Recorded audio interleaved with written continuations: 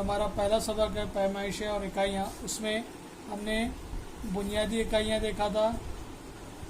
उसके बाद माखूज़ तबई मिक़दारें देखा था, माखूज़ इकाइयाँ देखा था, उनकी तारीफ़ देखी थी। बुनियादी तबई मिक़दारों की तादाद 7 है, 7। माखूज़ तबई मिक़दारों की तादाद 1 से ज़्यादा है। ठीक है, अभी इनसे हटकर, ये बुनियादी और माखूज़ तबैयों से मिक़दारों से हटकर इजाफ़ी तबई मिक़दारें होती है जो सप्लीमेंट्री होती है। सप्लीमेंट्री यानी अलग से, तो वो अभी हम देखेंगे। इजाफ़ी इकाइयों में पहली इजाफ़ी इकाई या पहली सप्लीमेंट्री यूनिट है जो कि माखूज़ तबई मिक़दारों और बुनियादी तबई मिक़दारों से हटकर है। पहली है मुस्तवी ज़ाविया प्लेन एंगल। अगर कोई ज़र्रा है जो दायरवी हरकत अंजाम दे रहा है, तो दायरवी हरकत के दौरान उसका जो हटाव होता है वो ज़ाविया हटाव होता है। समझ लीजिए कि ए पोजीशन से बी पोजीशन पे गया ज़र्रा, इसके अंदर ज़ाविया बनता है थीटा। वैसे ही ये जो मकाम है ये इसका मरकज़ है, मरकज़ से ये इसका निष्कुत्र है कॉस का, और ये कॉस बन रहा है। कॉस की जो लंबाई है ए से लेकर बी तक कॉस की लंबाई डी एस है। तो ये जो एंगल बन रहा है जब जिसमें ए से बी की जानिब आ रहा है तो एंगल इसका थीटा बन रहा है। तो इस थीटा एंगल को मुस्तवी का ज़ाविया कहते हैं। इसको निकालने के लिए ये ज़ाविया है। मुस्तवी ज़ाविया जो है ये 2 डायमेंशन होता है, 2D जिसको बोलते हैं। 2 डायमेंशन यानी 2 महवरों के दरमियान, एक्स महवर और वाई महवर। समझ लीजिए ये हमारा एक्स महवर है और ये वाई महवर है। एक्स और वाई महवर के दरमियान किसी जिस्म का अगर हम मुताला करें तो वो 2D कहलाता है, 2 डायमेंशनल। तो ये मुस्तवी ज़ाविया जो है इसमें जिस्म ए से बी जा रहा है, ये 2 डायमेंशन या 2 महवरों में होता है।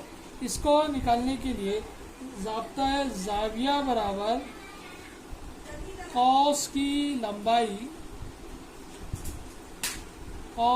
लंबाई बटे निस्फ कुत्र।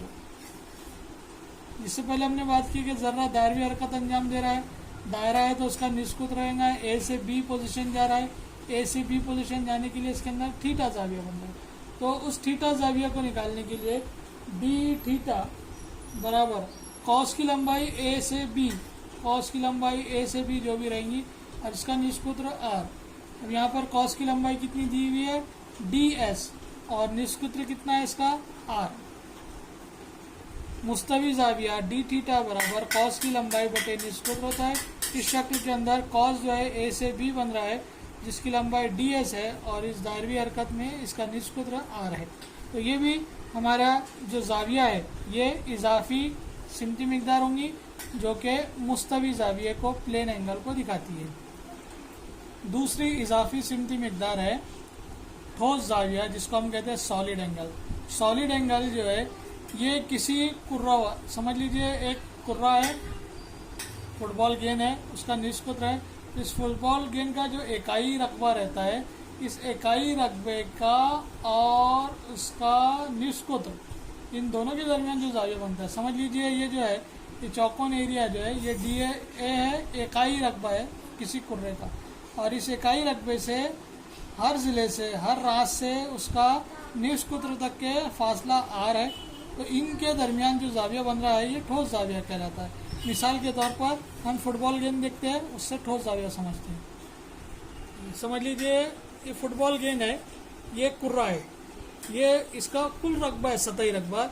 इस कुल सतही रकबे में से ये एक टिकली नज़र आ रही है, ये एक टिकली को हम समझते हैं कि हमारा इकाई रकबा है जो शक्ल में हमने दिखाए। इस इकाई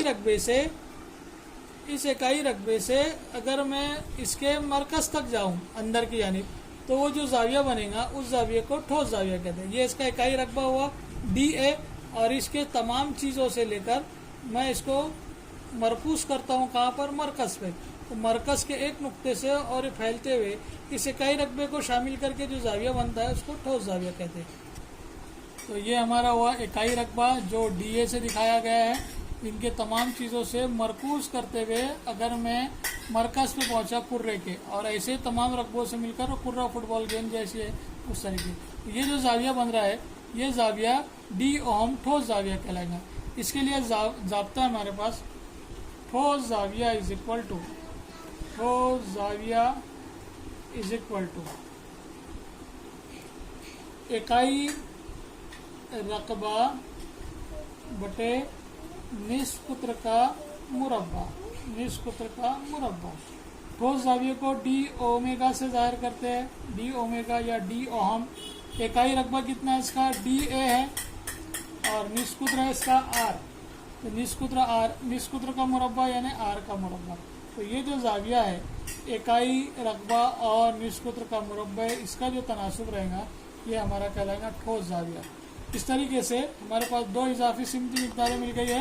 पहली हमको मिली थी कौन सी, प्लेन एंगल या मुस्तवी जाविया, और दूसरा देखिए हमने ठोस जाविया। अगला टॉपिक है हमारा इकाइयों के निज़ाम, सिस्टम ऑफ यूनिट्स। जिस तरीके से पैमाइशी मिकदारें हमने देखा, जैसा लंबाई, कमियत, वक्त, हजम, कसाफत, इनको गिनने और नापने के लिए हर जगह अलग अलग निज़ाम मौजूद थे। समझ लीजिए मुझे अगर ये स्पेन की लंबाई नापना है तो मैं अलग निज़ाम से नाप रहा हूँ, सेंटीमीटर में नाप रहा हूँ। दूसरी तरफ अगर मैं गया तो इसकी लंबाई मुझे नापना है तो अलग पैमाइश इस्तेमाल कर रहा हूँ। तो इस तरीके से पैमाइशों का सही अंदाज़ा नहीं लगाया जा सकता था। समझ लीजिए 1 किलो का वज़न इतना है किसी जगह पर 1 किलो का वज़न इतना है, तो इकाइयों का सही अंदाज़ा नहीं लगाया जा सकता था। इसलिए एक निज़ाम बनाया गया जिसके अंदर इकाइयों को हर जगह पर मसावी तरीके से इस्तेमाल किया जाता है। पहला जो निज़ाम है वो कहलाता है MKS निज़ाम, जिसमें M जो है ये मीटर के लिए इस्तेमाल होता है, मीटर जो है ये लंबाई के लिए इस्तेमाल होता है। किसी चीज़ की लंबाई नापेंगे तो मीटर में नापेंगे। उसी तरीके से कमियत को नापने के लिए, कमियत के लिए जो किलो है ये के जो है ये कमियत के लिए है, जिसको किलोग्राम कहते हैं। कमियत को अगर नापना हो तो आप किलोग्राम में ही नापेंगे इस निज़ाम के अंदर।